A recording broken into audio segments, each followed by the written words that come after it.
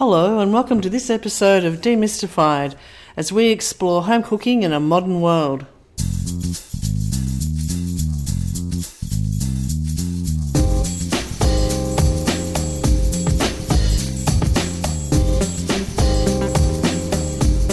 Hello, I'm Linda and I'm sitting here with Paul and we're from Cooking with Steam.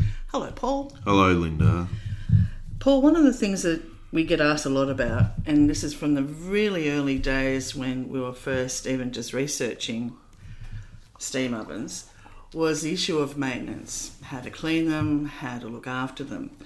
And there doesn't seem to be a lot of information at the time, and I don't think there still is.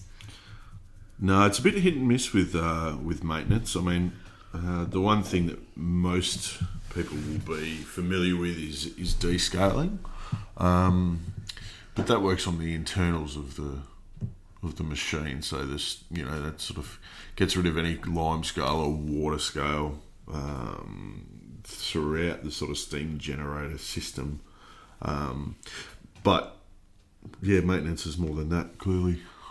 Well, I know the model that we have, it was quite difficult getting the descaling unit from them, and when they did, they sent us the tablets, and it took a while to get it right. And I know you used citric acid one time, was that right? Yeah. When you were cleaning it a couple of years ago? Yeah, I've tried citric acid.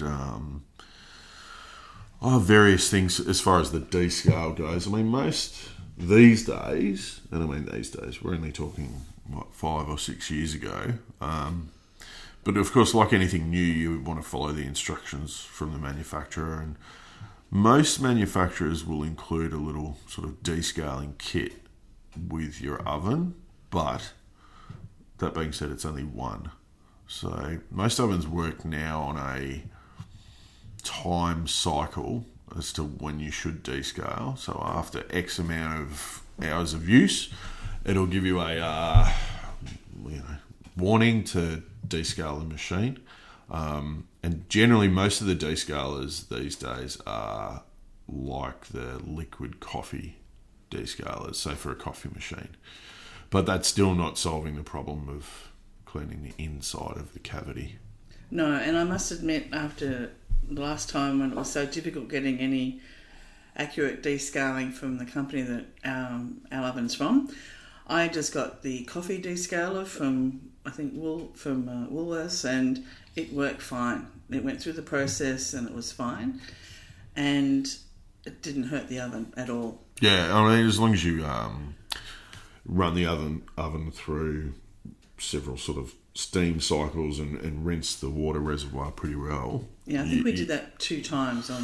Yeah, most will say 2 or 3 times. You're pretty safe. But for the cavity of the oven, I mean, there's a lot of different, clearly manufacturers and a lot of different cavity materials.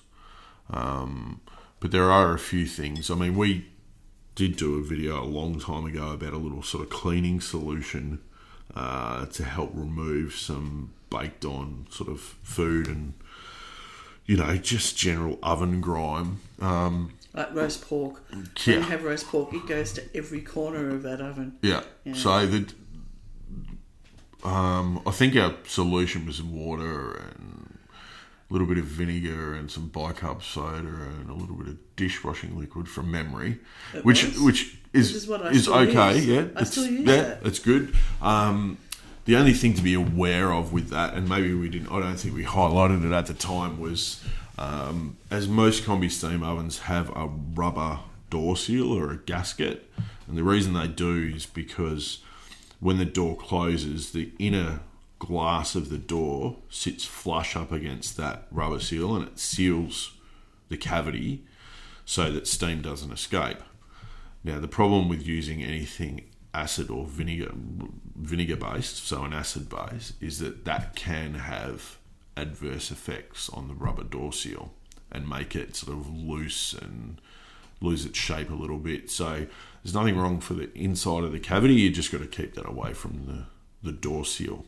But anything sort of as natural as you can get it is going to be best. But there's various models with various sort of cleaning functionality, and if we're talking a full combi steam, there isn't like a pyrolytic cycle yet. For a full combi steam oven, a lot of steam assist ovens have a pyrolytic cycle, but a full combi steam oven that does standalone steaming, there isn't one yet. But maintenance is one of those things. What you'll find is if you keep your oven relatively clean, and the beauty of these is that they do stay cleaner. I mean, depends how you look after them, but they do stay cleaner, because if you're using your oven the way we would like you to use your oven, there's an element of steam going into the cavity, whether you're baking or steaming, which means things don't get baked on in the same way. So it's a little bit easier to clean than, let's say, a standard multifunction oven. Of course, pyrolytic's totally different because it just burns everything off anyway. So, yeah, just be aware that, cleaning solutions that have anything acid-based, it's fine for the inside of the oven, and as natural as you can get it is better. Just steer clear of your rubber door seal, really. Well, I do like that little solution that you developed a few years ago, and I still use that now, because after something particularly like roast pork, and it's sort of fatty and splattery like that, I just find that when the oven cools down and I'm sort of loading up the dishwasher and doing the dishes, that I spray a little bit in on a low temp, 20 minutes, and then I wipe it out. Yeah, it cuts the grease. I mean, it's great. Yeah, it cuts the grease. A lot of manufacturers have steam cleaning cycles, and they'll work at varying temperatures depending on the manufacturer, generally between sort of 70, maybe 80 and maybe 90 degrees. I'm not 100% sure on all of them. But the steam cleaning cycle, the idea behind that is to basically loosen baked on food matter to the side walls of the oven and the back of the oven and all the rest of it. Do they work? I mean, I suppose it's like anything. If you get a bit of steam in there, it will loosen it, but that's a manual job with a combi steam oven for now. You have to sort of get in there and get it clean. But what you'll find is if you keep it clean, you'll get better performance, because baked on food matter, and let's say you've done your roast pork and you've got a bit of fat splatter and maybe something sort of stuck to the side wall of the oven, you had a bit of overhang or something like that, I don't know, and you've got a bit of baked on grime in the oven. When you're steaming, if you have that in your oven, when you're steaming your food, that will collect water. So when you create steam in the oven, that different surface, because you've added a surface, that will collect water and create water droplets. So you'll end up with a much wetter oven. So the cleaner you can keep it, the drier your oven will be for you when you're actually steaming your food. So keep it as clean as you can. I mean, everyone, when they get a new one, for the first 3 months of its life, they clean it daily, and it's like a new car. And then afterwards, they're like, it'll wait. But if the cleaner you keep it, the better performance you'll get, especially when you're steaming, and you won't build up as much water. One of the cleans that I did last night on our oven was the water reservoir in the jug. And I must admit, Dougie's been doing the heavy lifting on the cooking lately, and I haven't used the oven for a couple of weeks. And I noticed when I was using it last night that the water reservoir, when I went to fill it up, had some mould inside. And I just put in a solution of water, bicarb, and a little bit of vinegar, and gave it a shake. And because it's quite a narrow cavity. Yeah, it's really, I mean, that's an older model. And I've only noticed it lately because the oven is quite old, and this is our second water reservoir. No, it's our original water reservoir with just a new plug at the bottom. Yeah. That it is different in the way that it absorbs or retains the sort of the grime. When it was brand new, it was easier to clean. Now it's kind of, 6-7 years in, it's really, I think, holding on to that grime a bit more than it used to. It's a little bit harder inside to clean. Yeah. But it didn't take long. Yeah. It really didn't take long to clean it out and get rid of all that sort of surface, little bit of mildew. Yeah. And then I started using it again. I mean, the thing with we're talking about an oven that's, I don't know how many years old. It'd be close to 8. So 8 years old. So it's moved the water reservoir technology, if you want to call that, has moved on significantly since then. And a lot of ovens will indicate to you once you have finished cooking to empty and rinse the water reservoir, and they're a lot more accessible than what they were previously. Some ovens will have a separate return reservoir, so when it creates steam and extra water in the cavity, that'll go into a different reservoir which you can then empty and clean. But it's like anything, the trick with the water reservoir is to empty it out when you're not using it. If you use it daily, fine. If you go away for a weekend, just empty it out, because that's a good point. It is a cavity and it is sealed. So any water in there, and let's say the house gets hot, it'll sweat, and that's where you're probably getting that build up. I mean, your reservoir in particular is extraordinarily difficult to. Well, not extraordinarily difficult, but it's difficult to get into the nooks and crannies because it's very thin. You can't get your hand in there. You can't clean it. So, I mean, I suppose that's another thing when people are looking for their oven. Look at where the reservoir is, what shape it is, how accessible it is to clean. Because, I mean, there's so many different sort of things in water depending on where you are. And if you leave it standing, then...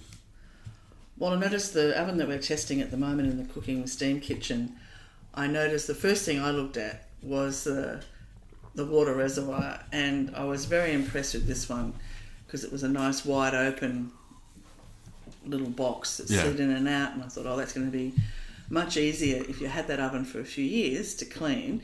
Whereas I noticed, as you said, ours is quite narrow and thin, and it's something that while my husband, is not as maybe versed in the oven as I was over those years, and as I said, he's just doing the heavy lifting now with cooking.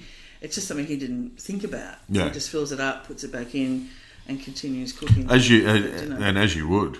As you would, you're just thinking, I'll just top it up. But it's just, I mean, think of it kind of like, you have a pot plant inside and you overwater it and it ends up sitting in a pool of water, and standing water is not really good anywhere. I mean, even a fish tank, you empty some water out weekly and then you top it up. So you want to get rid of that, any standing water. And the only other thing I'll mention with the reservoirs is because...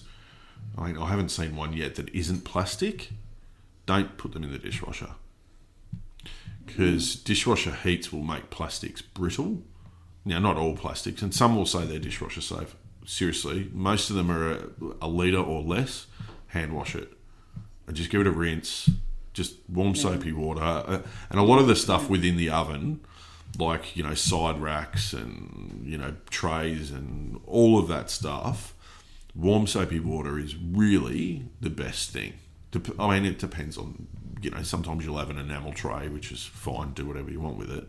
But, warm soapy water is generally the best thing, and a bit of elbow grease. I mean, you haven't bought a pyrolytic oven, which is self-cleaning, push a button, walk away. The argument is that you've bought, a pyrolytic oven is for someone who's worried about cleaning. A combi steam oven is for someone who wants to do more and varied cooking. It's a cook's oven. One of the elements of our oven that haven't sort of deteriorated over time is the trays themselves. All these years in, last night roast pork comes off, a little bit of soaking of the tray in a little bit of just water. When I came to do the dishes, it's effortless. You can actually use a soft sponge to take off. After all these years, I just love that. It's one of my favourite things with cleaning is, compared to the bottom oven, which is a normal oven, that is a lot harder to clean. Yeah, and that's another thing to sort of people should look at when they're in the purchase phase is what trays they get with it, how many they get, what materials they're made from, because all of that stuff counts in the end and it all matters. And if they're buying two ovens, make sure they're interchangeable between the two ovens. The only other thing, so as we're sort of semi-talking maintenance and all the rest of it, is learn how to take your door off.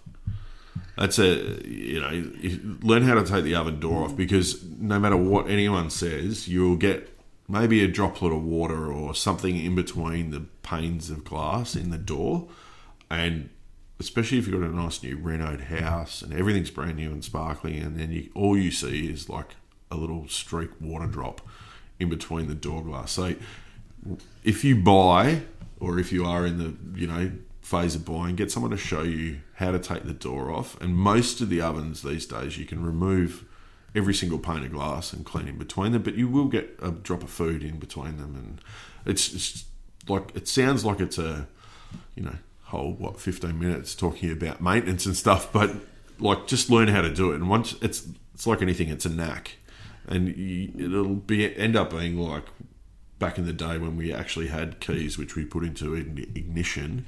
You do it blindfolded in your own car. At the start, you've got to look for it. So it needs a little bit of practice, but it's a knack. But it's another one of those things. Just learn. I must admit, I've never learned to take off the door. It's because I do it. Yes, and it drives me nuts when you're not there, because our oven is against the far right of our kitchen, up against near the window. So I can clean, and I can't reach into the cavity that far when the door's down. And so I can stand to the left of the kitchen. So the problem oven, with being a little bit short. Yes, and I can clean the right side of the oven, but I cannot, for the life of me, get into the left side in front of me, because I can't see what I'm cleaning. Yeah. So yes, I do need to. I have thought about that. Yeah. About asking you when you're around next time, show me. But and they're generally they're not difficult. I mean, there's only so many hinge manufacturers in the world, so a lot of the hinges across different brands will be the same. I have seen you do it a number of times, and I must admit, I look at it and think, oh yeah, I can do that. Yeah. But you're not there, and then I don't want to break it. Yeah, and everyone's afraid of breaking it. But it's another sort of, one of those things. It's like anything. They're not cheap. We know that. Like, if you look after it, it's going to look nice for a long period of time, and it will perform how you want. So treat it like you would, a car. And for just a hot tip for the non-combi steam ovens, I use nappy sand to soak the bottom oven trays and racks in. And that is a whiz. That cuts through the grease really easily. Really? Nappy sand, or whatever the alternative branding is for that these days. But nappy sand is fantastic. For cleaning oven trays? Soak it, cuts I've through learned all something the fat. today, Linda. No, there you are. There you are. But apart from maintenance, the other thing would be what, Paul, that you notice on ovens, that we get some queries about cleaning, some about... We get some about some technical issues, but we don't really get any about faulty parts or not working parts of an oven. And I think most people will go straight back to their place of purchase or the manufacturer.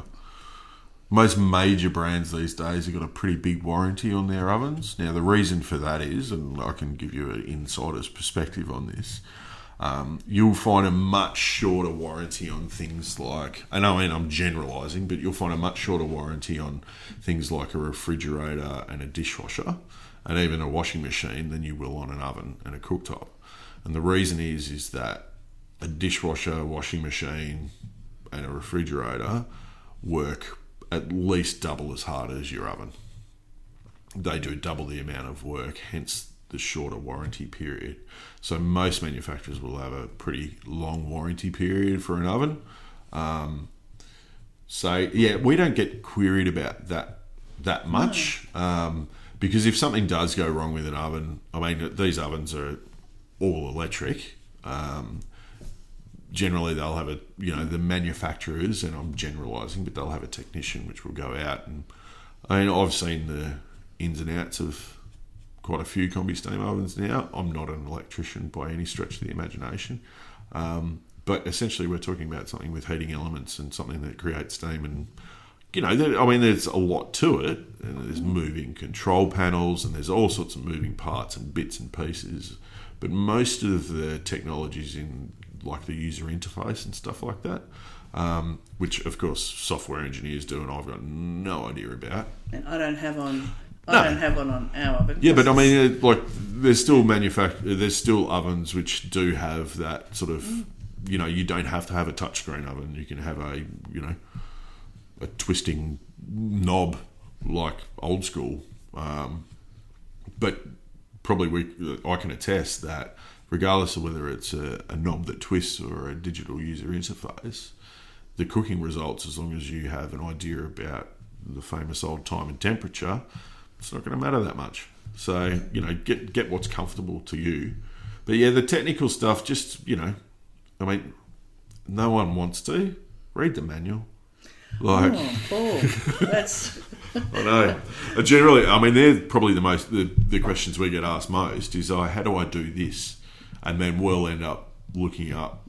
So, if anyone ever contacts Cooking with Steam, we actually ask you to give us your model number in preparation so that we can read up to where you haven't, so we can give you the right advice about how to go about fixing whatever or maintaining whatever that needs to be maintained according to that particular manufacturer.